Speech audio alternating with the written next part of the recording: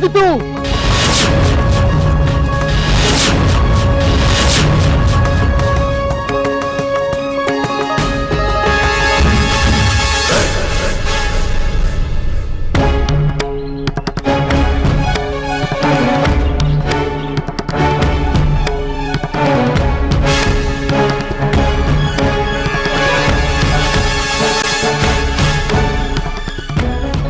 ಬಲಿ ನೀಡುವ ವ್ಯರ್ಥ ಪ್ರಯತ್ನ ಬೇಕೆ? ಈಗ ನೀನೇ ಬಲಿಯಾಗಲು ಸಿದ್ಧನಾಗು.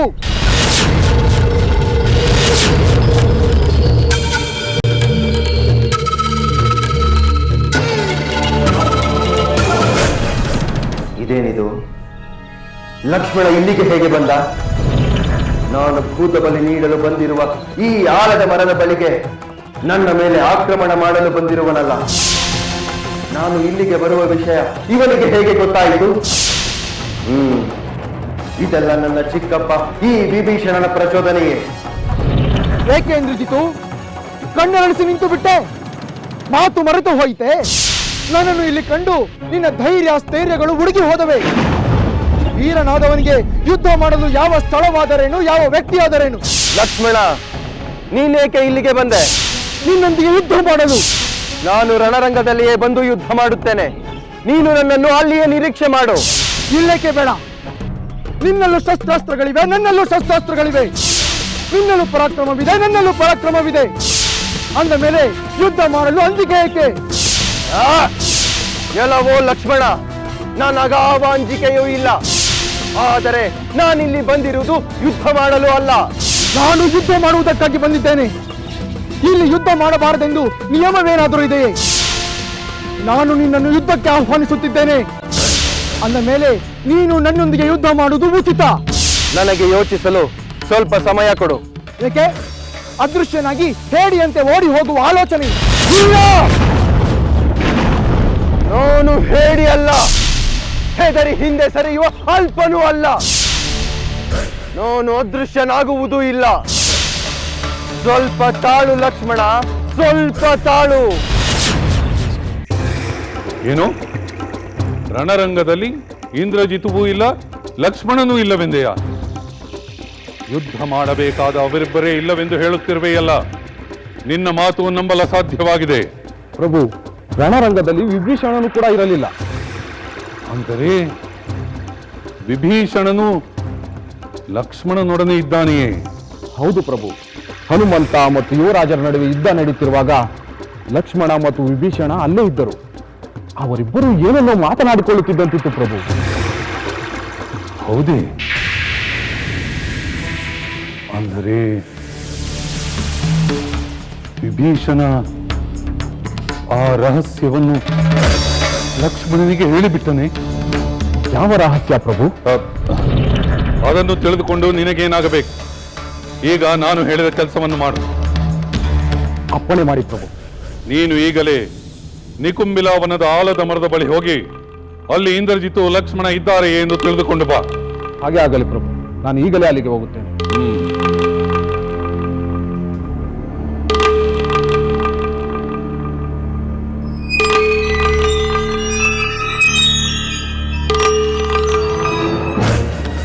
ಏನಾಗುತ್ತಿದೆ?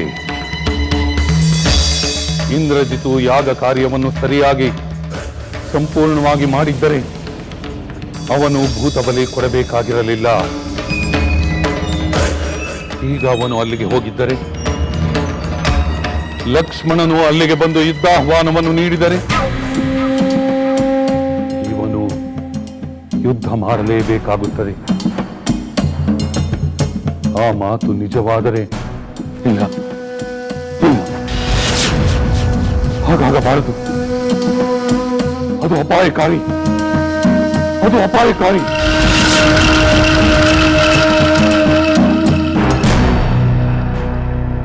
ಲಕ್ಷ್ಮಣ, ನಾನು ನಿನ್ನ ಪಂಥಾಹ್ವಾನವನ್ನು ಸ್ವೀಕರಿಸಿದ್ದೇನೆ. ನಾನು ಇಲ್ಲಿಂದ ಓಡಿ ಹೋಗುವುದೂ ಇಲ್ಲ, ಅದೃಶ್ಯನಾಗುವುದೂ ಇಲ್ಲ. ಆದರೆ ನಿನ್ನೊಡನೆ ನಾನು ಯುದ್ಧ ಮಾಡುವ ಬದಲು ವಿಭೀಷಣನೊಂದಿಗೆ ಮಾತನಾಡಲು ಬಯಸುತ್ತೇನೆ. ಆಗಬಹುದು. ನೀನು ನಿನ್ನ ಚಿಕ್ಕಪ್ಪನೊಂದಿಗೆ ಮಾತಾಡಲು ನನ್ನ ಅಭ್ಯಂತರವೇನೂ ಇಲ್ಲ. ವಿಭೀಷಣ, ನೀನು ಈ ಲಂಕೆಯಲ್ಲೇ ಹುಟ್ಟಿ ಬೆಳೆದೆ. ನೀನು ನನ್ನ ತಂದೆಯ ಸೋದರ.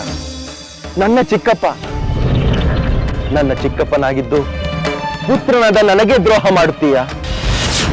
ಯಾವ ದ್ರೋಹ ಯಾರು ಮಾಡಿದವರು? ನೀನು ಮಾಡಿದ ದ್ರೋಹ. ನನ್ನ ಶತ್ರುವಾದ ಈ ಲಕ್ಷ್ಮಣನನ್ನು ವಟವೃಕ್ಷದ ಬಳಿಗೆ ಕರೆದುಕೊಂಡು ಬಂದು ಯುದ್ಧ ಮಾಡಲು ಹೇಳುತ್ತಿರುವುದು ದ್ರೋಹವಲ್ಲವೇ? ಇದು ದ್ರೋಹವಲ್ಲ ಮೇಘನಾದ, ಯುದ್ಧ ತಂತ್ರ. ಆದರೆ ನೀನು ಮಾಯಾ ಸೀತೆಯನ್ನು ಸಂಹರಿಸಿದಷ್ಟು ಕೆಟ್ಟ ತಂತ್ರವೇನಲ್ಲ ನಮ್ಮದು. ಇಂಥ ದುರ್ಬುದ್ಧಿ ನಿನ್ನದು. ನಿನ್ನ ಕುಟುಂಬದವರ ಮೇಲೆ ನಿನಗೆ ಪ್ರೇಮವಿಲ್ಲ, ಆತ್ಮೀಯರಲ್ಲಿ ಸ್ನೇಹವಿಲ್ಲ, ರಾಕ್ಷಸ ಕುಲದ ಬಗ್ಗೆ ಅಭಿಮಾನವಿಲ್ಲ. ಸೋದರ ಪ್ರೇಮ, ಕರ್ತವ್ಯ ನಿಷ್ಠೆ, ನ್ಯಾಯ, ನೀತಿ, ಧರ್ಮ ಯಾವುದೂ ನಿನಗಿಲ್ಲ. ಎಲ್ಲವೂ ಇದೆ, ಆದರೆ ಅದೆಲ್ಲ ಧರ್ಮದ ಪರವಾಗಿ ಹೊರತು ನಿನ್ನಂತ ಅಧರ್ಮಿಗಲ್ಲ. ಯಾವುದು ಧರ್ಮ? ಸ್ವಜನರನ್ನು ಬಿಟ್ಟು ಶತ್ರುಗಳ ಪರವಹಿಸಿದ ನಿನ್ನನ್ನು ಎಲ್ಲರೂ ತಿರಸ್ಕರಿಸುತ್ತಾರೆ. ತಿರಸ್ಕರಿಸುತ್ತಾರೋ ಪುರಸ್ಕರಿಸುತ್ತಾರೋ ಎಂಬುದನ್ನು ಕಾಲವೇ ನಿರ್ಧರಿಸುತ್ತದೆ. ನಾನು ನಡೆದದ್ದು ಧರ್ಮವೋ ಅಲ್ಲವೋ ಎಂಬುದು ಮುಂದೆ ನಿನಗೆ ತಿಳಿಯುತ್ತದೆ. ನಿಜವಾದ ಧರ್ಮ ಯಾವುದೆಂದು ನಿನಗೇನು ಗೊತ್ತು? ಸ್ವಜನರಿಗೆ ದ್ರೋಹವೆಸಗಿದವನು ಧರ್ಮಿಷ್ಠನಾಗಲು ಸಾಧ್ಯವೇ ಇಲ್ಲ. ಶತ್ರು ಪಕ್ಷ ಸೇರಿ ಸ್ವಾಭಿಮಾನವನ್ನು ಕಳೆದುಕೊಂಡ ನಿನ್ನ ಅಲ್ಪತನಕ್ಕೆ ನನ್ನ ಧಿಕ್ಕಾರವಿರಲಿ. ನಿನ್ನ ಧಿಕ್ಕಾರ ನನ್ನನ್ನೇನು ಮಾಡಲಾರದು. ಧರ್ಮಗಳ ಅರ್ಥವರಿಯ ಅಜ್ಞಾನಿ ನೀನು. ವಿವೇಕಿಗಳು, ಜ್ಞಾನಿಗಳು ಯಾವುದನ್ನು ಸರಿ ಅನ್ನುತ್ತಾರೋ ಆ ದಾರಿಯಲ್ಲಿ ನಡೆದವರು ನಾನು. ವಿಭೀಷಣ, ಹೊರಗಿನವನು ಎಂದಿಗೂ ಹೊರಗಿನವನೇ ಎಂಬುದು ಅರ್ಥ ಮಾಡಿಕೊಳ್ಳಲಿಲ್ಲ ನೀನು. ಗುಣವಂತನೆಂದು ಧರ್ಮಾತ್ಮನೆಂದು ಶತ್ರುವಿಗೆ ಶರಣಾಗುವುದು ಆತ್ಮದ್ರೋಹ ಎಂದು ಅರಿಯದ ಅವಿವೇಕಿ ನೀನು. ಇದು ಸ್ವಾರ್ಥದ ಪರಮಾವಧಿ. ದುಷ್ಟರಾಗಿದ್ದರು, ಅಧರ್ಮಿಗಳಾಗಿದ್ದರು ತನ್ನವರನ್ನು ಓಲೈಸುವುದು ಅಜ್ಞಾನದ ಪರಮಾವಧಿ.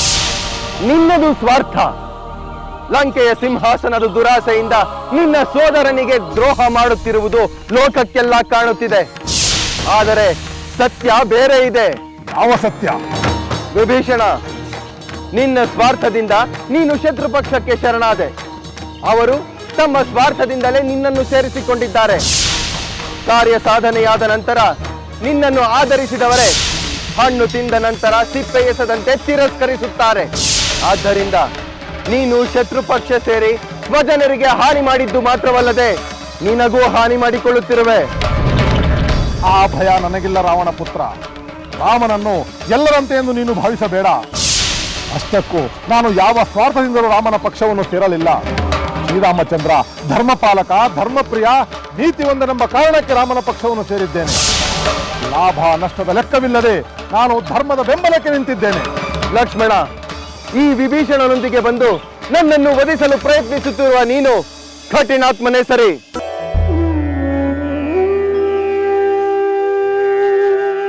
ಪ್ರಣಾಮಗಳು ರಾಮಚಂದ್ರ ಪ್ರಭು. ಬಾದೂತ, ನಿಕುಂಬಿಲಾ ವನದಲ್ಲಿ ನನ್ನ ಸೋದರ ಮತ್ತು ವಾನರ ವೀರರು ತಾನೆ? ತಿಳಿಯದು ಪ್ರಭು. ಅಂದರೆ ಅಲ್ಲಿ ಯುದ್ಧ ನಡೆಯುತ್ತಿಲ್ಲವೇ? ರಾಕ್ಷಸರಿಗೂ ವಾನರರಿಗೂ ಅಲ್ಲಿ ಯುದ್ಧ ನಡೆಯುತ್ತಿದೆ ಪ್ರಭು. ಅಂದರೆ ನೀನು ಏನು ಹೇಳಲು ಬಂದೆ ದೂತ? ರಣರಂಗದಲ್ಲಿ ಇಂದ್ರಜಿತುವಾಗಲಿ ಲಕ್ಷ್ಮಣನಾಗಲಿ ಕಾಣುತ್ತಿಲ್ಲ. ಅವರಿಬ್ಬರು ಇದ್ದಕ್ಕಿದ್ದ ಹಾಗೆ ಕಾಣದಂತಾದರು. ಅವರು ಎಲ್ಲಿಗೆ ಹೋದರು? ತಿಳಿಯದು ಪ್ರಭು. ವಿಭೀಷಣನಿಗೆ ಗೊತ್ತಿರುತ್ತದೆ. ವಿಭೀಷಣನೂ ಅಲ್ಲಿಲ್ಲ ಪ್ರಭು. ಏನು? ವಿಭೀಷಣನು ಅಲ್ಲಿ ಇಲ್ಲವೇ? ದೂತ, ನೀನು ಕೂಡಲೇ ಅಲ್ಲಿಗೆ ಹೋಗಿ ವಿಭೀಷಣ ಮತ್ತು ನನ್ನ ಸೋದರ ಏನು ಮಾಡುತ್ತಿದ್ದಾರೆ, ಎಲ್ಲಿದ್ದಾರೆ ಅಂತ ತಿಳಿದುಕೊಂಡು ಬಾ.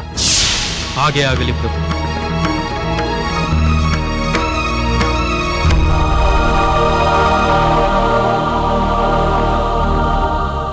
ಇಂದ್ರಜಿತು, ಅಂದು ನೀನು ನಿನ್ನ ತಂದೆ ಕರೆದ ಮಂತ್ರಾಲೋಚನಾ ಸಭೆಯಲ್ಲಿ ಮಾತನಾಡಿದಂತೆಯೇ ಅಪ್ರಬುದ್ಧನಾಗಿ ಮಾತನಾಡುತ್ತಿರುವೆ.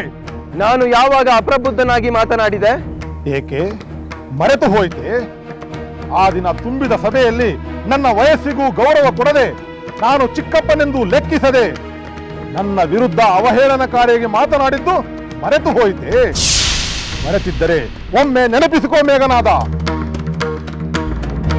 ಯಾವ ರಾಕ್ಷಸ ವೀರನು ಶ್ರೀರಾಮನನ್ನು ಜಯಿಸಲಾರ ಎಂಬುದೇ ಪರಮ ಸತ್ಯ. ಪರಮ ಸತ್ಯ. ಚಿಕ್ಕಪ್ಪ, ನಿಮ್ಮ ಭಯವನ್ನು ಎಲ್ಲರಿಗೆ ಹಂಚುವ ಈ ವ್ಯರ್ಥ ಪ್ರಯತ್ನ ಬೇಕೆ? ನಿಮ್ಮಂತ ಹೇಡಿಗಳು ನಮ್ಮ ಕುಲದಲ್ಲಿ ಹುಟ್ಟಿದರೆಂದು ನಮಗೆ ನಾಚಿಕೆಯಾಗುತ್ತಿದೆ. ಮೇಘನಾದ, ನೀನು ಅಸಂಬದ್ಧವಾಗಿ ಮಾತನಾಡುತ್ತಿರುವೆ. ಚಿಕ್ಕಪ್ಪ, ನಿಮಗೆ ಈ ಹೇಡಿತನ ಎಲ್ಲಿಂದ ಬಂತು? ಆ ಸಾಧಾರಣ ಮಾನವರಿಗೆ ಹೆದರುತ್ತಿರುವಿರಲ್ಲ. ನಿಮಗೆ ಏನು ಹೇಳಬೇಕು? ನಮ್ಮ ಒಬ್ಬ ಸಾಧಾರಣ ವೀರ ಅವರನ್ನು ಸಂಹರಿಸಬಲ್ಲ.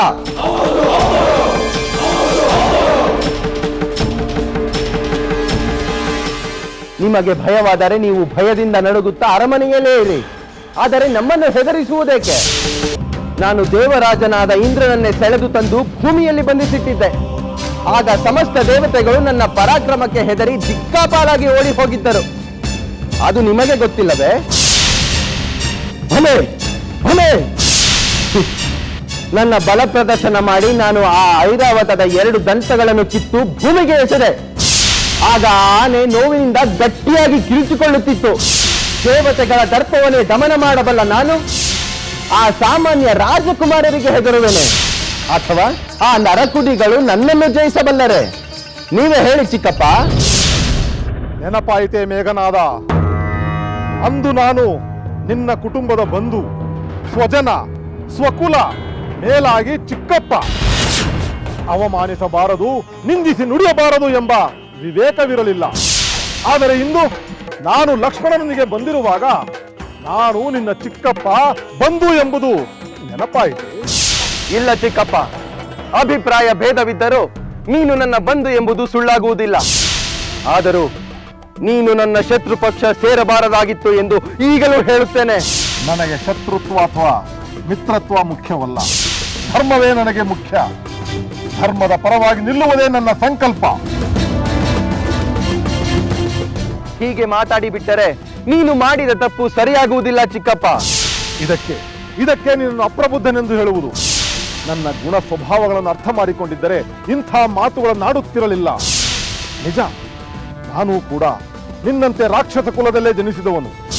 ಆದರೆ ನನ್ನಲ್ಲಿ ರಾಕ್ಷಸರ ಯಾವ ಗುಣಲಕ್ಷಣಗಳೂ ಇಲ್ಲ. ಆದುದರಿಂದಲೇ ನಿನ್ನ ತಂದೆಯ ದುಷ್ಟ ಕಾರ್ಯವನ್ನು ಪ್ರತಿಭಟಿಸಿದೆ, ಸಿದ್ಧಿ ಬುದ್ಧಿ ಹೇಳಲು ಪ್ರಯತ್ನಿಸಿದೆ. ವಿಫಲನಾದಾಗ ಧರ್ಮದ ಪರವಾಗಿರುವ ಸತ್ಪುರುಷರ ಪಕ್ಷ ಸೇರಿದೆ. ಸತ್ಪುರುಷರಲ್ಲ, ನಮ್ಮ ಶತ್ರುಗಳು. ಸೀತೆ, ಮಾಯಾವಿಯಾದ ಇಂದ್ರಜಿತುವಿನ ಅಬ್ಬರ ಅಡಗುವ ಸನ್ನಿವೇಶ ಹತ್ತಿರವಾಗುತ್ತಿದೆ. ಏನಾಯಿತು ತ್ರಿಜಟೆ? ಯಾವ ಆಲದ ಮರದ ಬಳಿಗೆ ಬಂದಾಗ ಯುದ್ಧ ನಡೆದರೆ ಇಂದ್ರಜಿತುವಿಗೆ ಪ್ರಾಣಾಪಾಯ ಉಂಟಾಗುವುದೋ ಆ ಆಲದ ಮರದ ಬಳಿಗೆ ಇಂದ್ರಜಿತು ಬಂದಾಯಿತು. ಬಂದರೇನಾಯಿತು?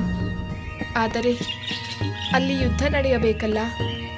ಯುದ್ಧ ಮಾಡಬೇಕೆಂದೇ ವಿಭೀಷಣ ಪ್ರಭುವಿನೊಂದಿಗೆ ಲಕ್ಷ್ಮಣ ಮೊದಲೇ ಬಂದು ಅದೇ ಆಲದ ಮರದ ಬಳಿ ಕಾಯುತ್ತಿದ್ದ. ಅಂದರೆ ಆ ರಹಸ್ಯ ಲಕ್ಷ್ಮಣನಿಗೆ ತಿಳಿದಿತ್ತು ಎಂದು ಅರ್ಥವಲ್ಲವೇ? ಖಂಡಿತ.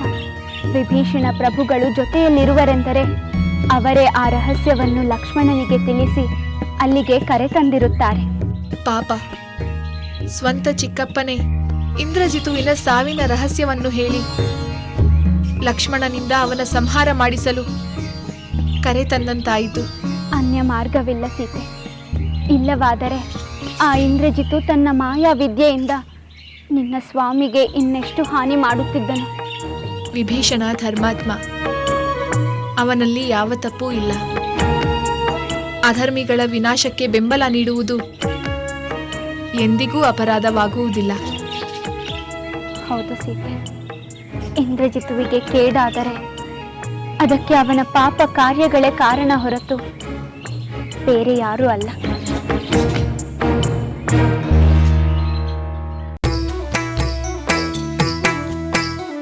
ಲಂಕೆಯಲ್ಲಿನ ದುರುಳ ದರ್ಪವು ಸೀತೆ ಸಹನೆಗೆ ಸೋತಿತು. ಅಂಕೆ ಇರದ ಅಸುರ ಕುಲವು ರಾಮ ಬಾಣಕ್ಕೆ ಅಡಗಿತು. ದೂರವಿರಲಿ ಸನಿಹವಿರಲಿ ರಾಮ ಹೃದಯ ನಿವಾಸಿನಿ.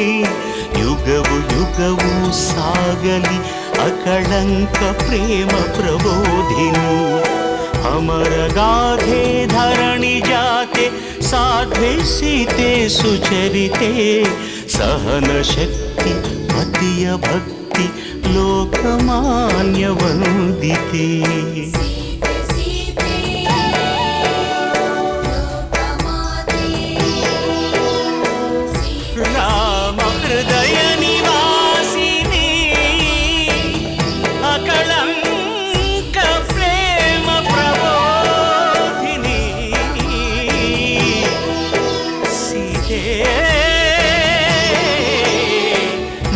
ಹೇ